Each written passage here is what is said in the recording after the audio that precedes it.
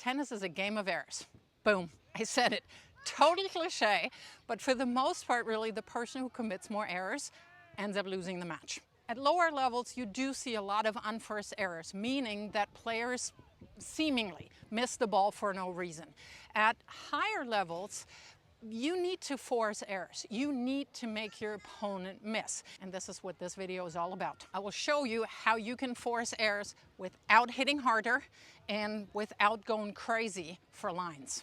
And you will also see the craziness of Spanish soccer camp. Of course, you do have different options to force errors. Yes, you could try to hit harder, but as I said before, that usually makes you miss more, and that's obviously not what we want. You can also start moving your opponent around, because usually the person who moves more is off balance more and will eventually miss the ball. But there's yet another option, and if you can combine that with the moving your opponent, you're in really good shape. You can take time away from your opponent. You can steal time. And what does that actually mean? Let me show you. So I'm actually using my ball machine to give me the exact same ball the entire time. And I have several options when I'm back here. I can hit the ball from back here, and that's not bad per se. Right, I probably still have that ball here on the lower edge of my strike zone, probably about hip high, and it's really comfortable for me. But what I'm not doing, I don't put any pressure on my opponent. So what you want to do instead is move up and take the ball sooner.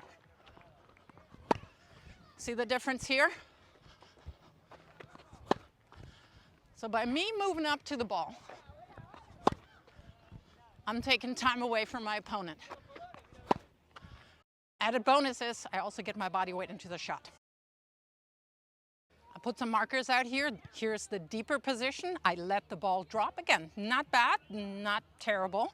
And where I took some of the other balls. And you do see the distance between the two markers.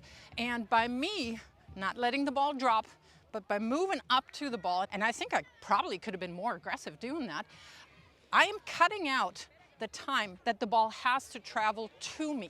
And what that translates into is that I'm really rushing my opponent. And even though we're talking about hundreds of milliseconds, thousands of milliseconds, whatever it is, super small increments of time, you might still rush their preparation. They might not have the time for their regular wind-up, so you're messing with their timing, and nobody likes that. A few key points for you to consider. And the first one is kind of counterintuitive. You might think, well, if you want me to take the ball early, closer to the baseline, I'm just going to park myself here. What I want you to do is actually start back a little further. Remember, you can't take every single ball earlier, but we want to get better at jumping on the ones where we can. If you are parking yourself at the baseline, if they do hit a deeper ball, now you're the one who's being rushed.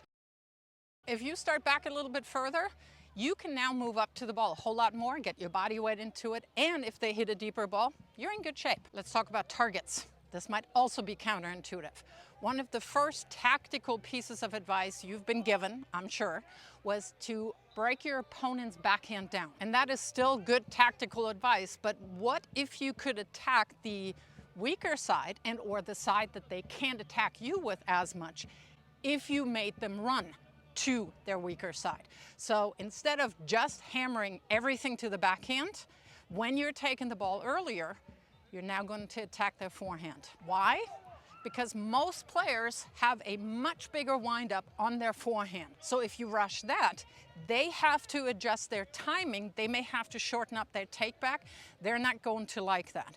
And on the backhand, a lot of people have gotten really, really good at defending, and it's so much easier to shorten up swings. Next thing to consider is that when you're taking time away from them, you're also taking time away from yourself. And you're making the court shorter. Remember where I took some of the deeper position balls earlier?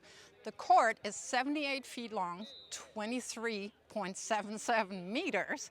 And if I'm 2 meters, 3, 4, 5 feet behind the baseline, obviously you have more room to hit into. When you're moving up, you take that space away from you, and you yourself potentially have to change your swing a little bit. When you're further back behind the baseline, you have time for bigger swings, a bigger loop, you get under the ball easier, and you have to sometimes lift the ball. When you're up inside the court or around the baseline, you may have to shorten your take back a little bit, and you can flatten out the ball just a little bit. How do you know that you can expect a shorter ball?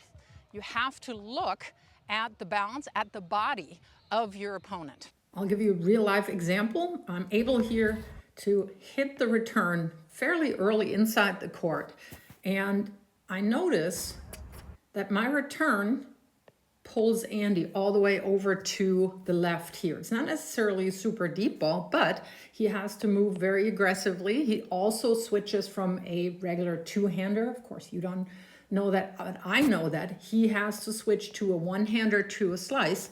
So I'm already on my way forward. And he misses it outright. Now, had he made that, obviously, I would have been in really good shape.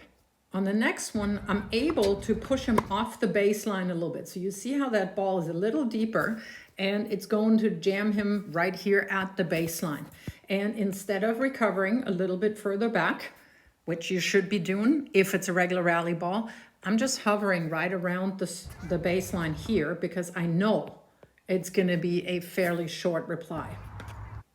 And he also misses that right away. But again, had it come over, I would have been ready to jump on that ball. If your shot forces them to really stretch, to run to the ball, if you jam them or if you pull them up, in other words, if they're compromised and they can't properly set up for their swing, that's when you can expect a shorter ball and you want to jump on that chance. And remember, if you started back behind the baseline a little bit more, if they end up hitting a really good defensive shot that's deep, you're already in good position. Once you're starting to take the balls earlier, you will also end up having to hit a lot more balls on the rise. And if you want more help with that, here's the video.